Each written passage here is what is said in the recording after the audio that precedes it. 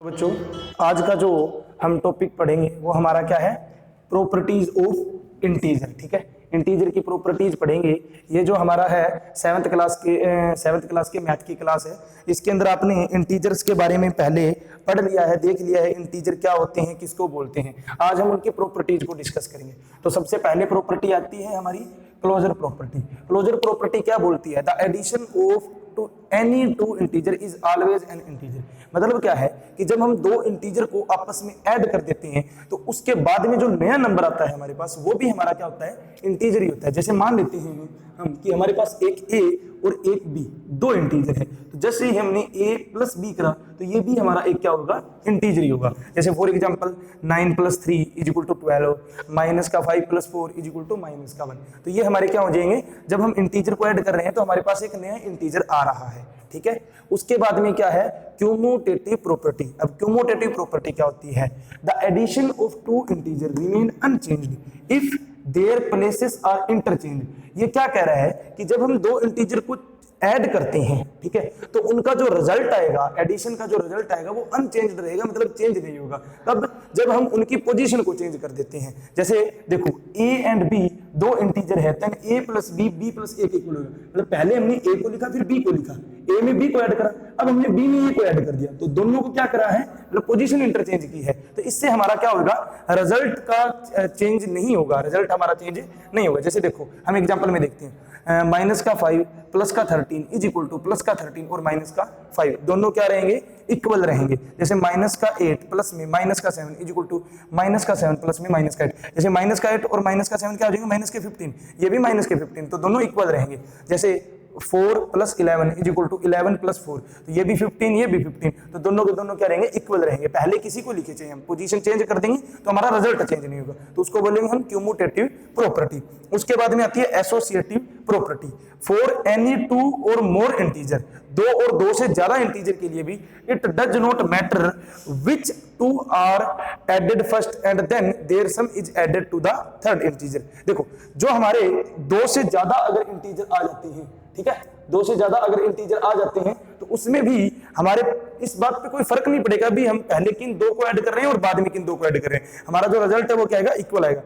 जैसे अगर 3 इंटीजर है a b c, तो a में हम क्या करते हैं, पहले b और c को ऐड करके फिर a ऐड कर रहे हैं, या हम यहाँ पे a + b करके और फिर c को ऐड कर रहे हैं, तो दोनों के रिजल्ट क्या आएंगे, सेम आएंगे। ठीक है, जैसे इसके अंदर आप एग्जांपल देखते हैं, ठीक है, इसके अंदर एग्जांपल देखो, a = 7 b = 9 एंड c = -15। तो देखो a + b + c करते हैं तो पहले 9 और -15 को ऐड करते हैं तो क्या आ जाएगा हमारे पास, 7 बाद में प्लस करेंगे, देन 7 प्लस में 9 -15, देन 7 - 6 = 1। इससे भी हमारा क्या है, 1 ही है। अब हम a + b को पहले ऐड करेंगे और फिर c को, देन 7 + 9 और फिर प्लस में क्या करेंगे, -15, देन 7 + 9 क्या हो जाएगा, 16 और -15 दैट इज इक्वल टू 1। तो दोनों के रिजल्ट हमारे क्या आ रहे हैं, इक्वल आ रहे हैं। ठीक है, तो ये हमारी थर्ड प्रॉपर्टी हो जाएगी।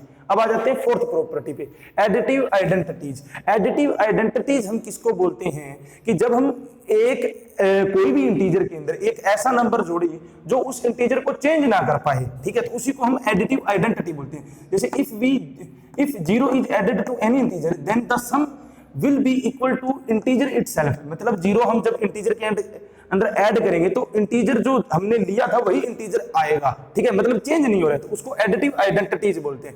जैसे मान लो कि a + 0 = 0 + a के इक्वल होगा, ठीक है, तो 0 यहाँ पे क्या हो जाएगी, एडिटिव आइडेंटिटीज हो जाएगी। जैसे -7 + 0 = -7 आएगा, और 0 प्लस में -7 ये भी किसके इक्वल आएगा, -7 के इक्वल आएगा। ठीक है, तो इसको एडिटिव आइडेंटिटी बोलेंगे। उसके बाद में आती है एडिटिव इनवर्स।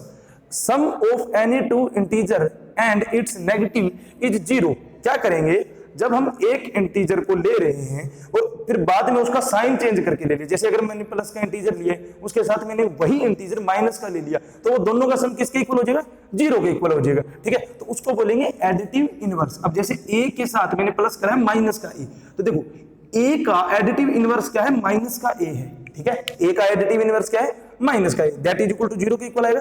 तो ये हमारे जो एडिटिव इनवर्स हो जाएगा किसका, a का, तो इसको बोलते हैं हम एडिटिव इनवर्स प्रॉपर्टी। ठीक है, जैसे 5 प्लस में -5 करा, देन 5 - 5 क्या आ गया, 0 आ गया। उसके बाद में -5 + 5 करा, देन ये -5 + 5 इक्वल टू क्या आ गया, 0 आ गया। तो ये हमारा क्या है, प्रॉपर्टी थी, जो 5 प्रॉपर्टी हमने पढ़िए। अब क्या करना है तुम्हें, क्वेश्चन को प्रैक्टिस करना है, ये सारा का सारा जो काम है होमवर्क में आपको करना है। जैसे find the sum of minus का 5 एंड माइनस का 7, देखो माइनस का 5 प्लस में माइनस का 7 that is equal to minus का 12, तो ये हमारा क्या आएगा, माइनस के 12 के इक्वल आएगा, ठीक है। इसी तरीके से in a quiz a team A scored minus का 50 20 and 0 marks and a team B scored 20 0 and minus का 50 marks in 3 successive round, which team scored more can we say that we can add integer in any order. देखो ये क्या बोल रहा है कि ए team ने तो स्कोर किया है 3 राउंड हुए, किसी भी मैच की 3 राउंड हुए, तो 3 राउंड के अंदर जो क्विज के अंदर पहले राउंड में इन्होंने -50 फिर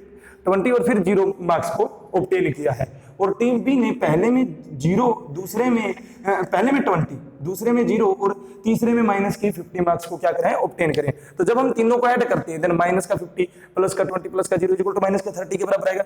जब मार्क्स बी के हम ऐड करते हैं देन 20 प्लस 0 और प्लस में माइनस का 50 इक्वल टू माइनस 30 के बराबर है। देखो दोनों से रिजल्ट हमारा क्या रहा है, सेम आ रहा है, ठीक है। तो हम क्या कह सकते हैं कि यहाँ पर एक तो जो हमने अभी प्रॉपर्टी की थी, कौन सी की थी, एसोसिएटिव प्रॉपर्टी, वो हमारी क्या हो जाती है, यूज हो जाती है। एसोसिएटिव प्रॉपर्टी के अंदर 3 इंटीजर को हम किसी भी तरीके से ऐड करें, चाहे आगे पीछे करके, तो हमारा रिजल्ट क्या आएगा, इक्वल आएगा। इसी भी तरीके से इसमें भी जो हमारे नंबर्स हैं वो आगे पीछे हैं लेकिन रिजल्ट क्या है, दोनों का सेम आया है, ठीक है। फिर आती है properties of subtraction of integer. Integer को जब सब्ट्रैक्ट करेंगे तो पहली प्रॉपर्टी क्या आती है, a and b are 2 integer then a minus b and b minus a are also integer. देखो अगर a एंड b 2 इंटीजर है तो चाहे मैं a में से b माइनस कर दूं, चाहे मैं b में से a माइनस कर दूं, हमारे इंटीजर क्या आएंगे, दोनों के दोनों ही इंटीजर आएंगे। जो नया नंबर आएगा वो दोनों के दोनों क्या आएंगे, इंटीजर आएंगे। उसके बाद में property second, a minus b not equal to b minus a। अब हम ये बात नहीं कह सकते कि अगर मैं a में से b को माइनस करता हूं तो वो b में से a को माइनस करेंगे तो वो बराबर आएगा, ठीक है। ये बात हम नहीं बोल सकते हैं, एडिशन में बोल सकते थे लेकिन सब्सट्रैक्शन में नहीं बोल सकते हैं। तो ये हमारी क्या हो जाएगी, ये दोनों इक्वल नहीं आएंगे। यहाँ पर आएंगे दोनों इंटीजर लेकिन इक्वल नहीं आएंगे, ठीक है। उसके बाद में प्रॉपर्टी थर्ड है, for every integer a is equal to a comma a minus 0 is equal to a। जैसे मैं a में से अगर 0 को सब्ट्रैक्ट करता हूं तो मेरा क्या आएगा, a ही आएगा, कोई चेंज नहीं होगा। मतलब इंटीजर के अंदर कितना भी बड़ा इंटीजर है या कितना भी छोटा इंटीजर है, अगर हम 0 को सब्ट्रैक्ट करेंगे तो वही इंटीजर हमारे पास आ जाएगा वापस। उसके बाद में प्रॉपर्टी 4 देखो, for any 3 integer a b and c a minus b minus c not equal to a minus b minus c। देखो यहाँ पे क्या करा है, पहले b में से c को माइनस करा है, ठीक है, और फिर इस टर्म को a में से माइनस करा है, तो ये इक्वल नहीं आएगी किसके, यहाँ पर पहले a में से b को माइनस करा है और जो नया रिजल्ट नया इंटीजर आएगा उसमें से c को माइनस करा है, ठीक है। तो यहाँ पर ये दोनों हमारे क्या आएंगे, इक्वल नहीं आएंगे। तो देखना सब्ट्रैक्शन में इक्वल नहीं आ रहे हैं लेकिन एडिशन के अंदर हमारे ये क्या आ रहे थे, इक्वल आ रहे थे। तो ये जो दोनों एसोसिएटिव प्रॉपर्टी है ये भी सब्ट्रैक्शन पे होल्ड नहीं करेगी, ठीक है। तो आगे अभी जो हमारी ये एक्सरसाइज दी गई है सारी की सारी, ये तुम्हें सारी होमवर्क के लिए करनी है, ठीक है। इसके अंदर से जो भी प्रॉब्लम आएगी वो बाद में ले लेंगे, ठीक है। जितने भी मतलब क्वेश्चन है सारे के सारे होमवर्क में करने हैं। ये आपका आज के लिए होमवर्क का काम है। Thank you.